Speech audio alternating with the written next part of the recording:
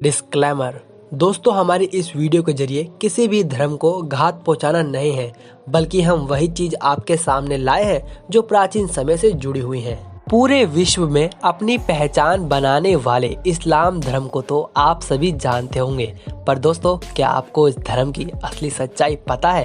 क्या आपको मालूम है इस्लाम धर्म में क्यों कर लेते हैं अपनी ही बहन से शादी? बताएंगे आपको सब कुछ आज की हमारी इस वीडियो में, तो चलिए शुरू करते हैं। दोस्तों, इस्लाम धर्म का सच जानने के लिए आपको रामायण के बारे में पता होना जरूरी है, क्योंकि रामायण में सभी राक्षसों का वध किया गया था, पर सुपर्णखा का वध नहीं किया था। उसके नाक कान काट कर छोड़ दिया गया था। इसके बाद सुपर्णखा अपना चेहरा कपड़े से ढककर रहती थी। रावण की मृत्यु के बाद सुपर्णखा अपने पति के साथ शुक्राचार्य के पास गई और जंगल में आश्रम में रहने लगी और जंगल में जाकर उन्हीं के आश्रम में रहने लगी। राक्षसों का वंश कभी खत्म ना हो, इसलिए शुक्राचार्य जी ने शिव जी की आराधना करना शुरू कर दिया और फिर शिव जी प्रकट हो गए। शिव जी ने अपना पररूप यानी शिवलिंग शुक्राचार्य जी को देते हुए कहा, जब कोई हिंदू इस पर गंगा जल चढ़ा देगा उस दिन राक्षसों का नाश हो जाएगा। तब तक के लिए राक्षस का जो वंश है इसी तरह चलता रहेगा। शुक्राचार्य जी ये चाहते थे कोई भी हिंदू इस शिवलिंग तक ना पहुंच पाए और राक्षसों का वध कभी खत्म ही ना हो पाए। इसलिए शुक्राचार्य जी ने इस डर की वजह से उस शिवलिंग को रेगिस्तान के बीच छुपा दिया, जो कि अब मक्का मदीना के नाम से प्रसिद्ध है। हालांकि ऐसा कहा जाता है मक्का मदीना के अंदर वही शिवलिंग रखा हुआ है जो शिव जी ने शुक्राचार्य जी को दिया था। इसलिए वहां पर गैर हिंदुओं का जाना मना है, कहीं वो उस पर पानी न डाल दे और फिर बवाल खड़ा हो सकता है। सुपर्णखा जो उस समय चेहरा ढककर रहती थी, उस परंपरा को उसके बच्चों ने खूब अभी तक निभा रहे हैं। आज भी मुस्लिम औरतें चेहरा ढककर रहती हैं। सुपर्णखा के वंशज आज भी मुसलमान कहलाते हैं, क्योंकि शुक्राचार्य जी ने जीवन दान दिया था, इसलिए यह शुक्रवार को विशेष महत्व देते हैं।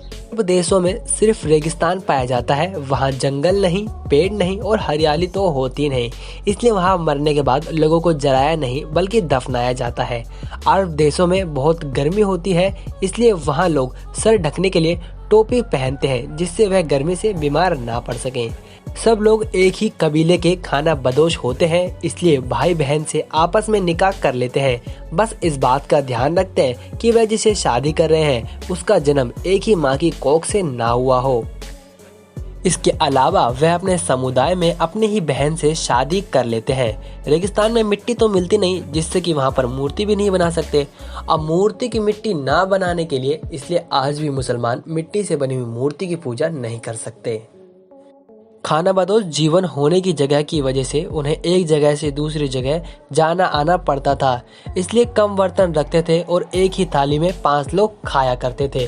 कबीले में ज्यादा से ज्यादा लोग हो सके, इसलिए एक व्यक्ति को 4 बीवी रखने का इजाजत दी गई थी। इसलिए इनके धर्म के अंदर एक इंसान को 4 बीवी रखने का अधिकार होता है। हालांकि इस्लाम कोई धर्म नहीं है, मात्र एक कबीला है और इनके नियम असल में इनकी दिनचर्या है। दोस्तों, हालांकि यह बात सुनने के बाद मुस्लिम लोगों को काफी बुरा भला लग रहा होगा, लेकिन दोस्तों, हमारी इस वीडियो के जरिए किसी भी धर्म को घात पहुंचाना नहीं है, बल्कि हम वही चीज आपके सामने लाए हैं जो प्राचीन समय से जुड़ी हुई है।